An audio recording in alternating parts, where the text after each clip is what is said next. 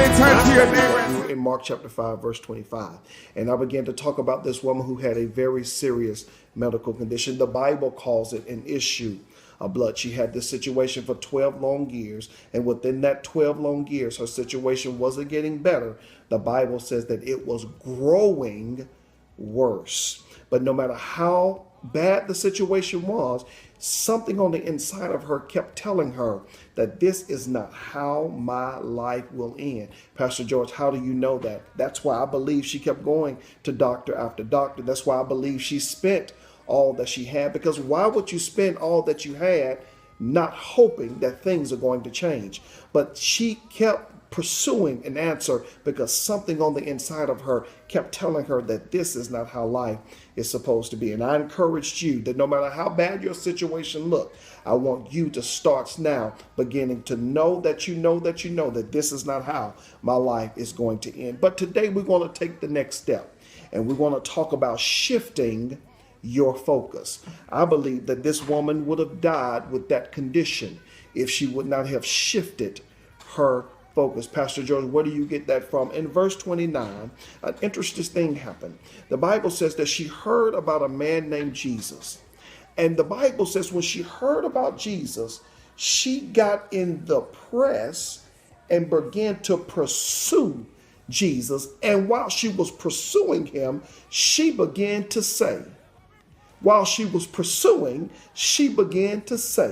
if I can just touch him, I know that I shall be made whole. We don't talk like that today. We use words like, I know I'm going to be made whole. Her focus shifted.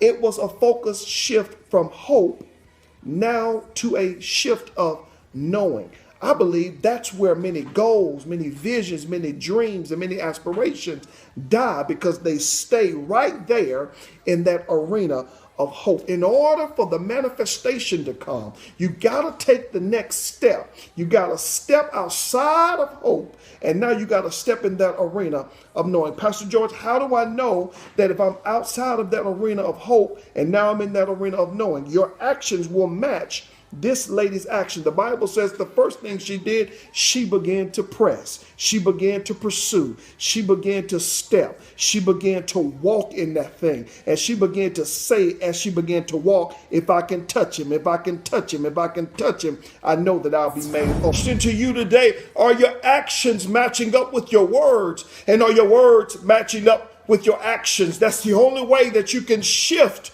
from hope to knowing, is that your words have to match your actions and your actions have to match your words. Her actions was she began to pursue him. As she began to pursue him, she began to say that if I can touch him, I shall be made whole. Her words was, if I can touch him, I shall be made whole. Her actions was she began to press in and began to pursue him. That's the only way the focus can shift from hope to knowing. Shift today from the actions of just hoping to the actions of knowing. You got to do something. You got to move. You got to walk in it. You got to believe it. You got to know it without a doubt in your mind that it's going to work. I don't care what nobody say. I am going to make it. I got to stop right there because I'm out of time. Don't forget, December the 4th, 5th, and 6th, Birmingham, Jefferson Civic Center, Medical Forum building, miracles at Christmas. I've been getting phone calls. People are asking, is it free? Absolutely free. Open to the public. I just want you to bring your faith and expectation of miracles. Somebody turn to your neighbor and tell your neighbor, he's able. Tell somebody.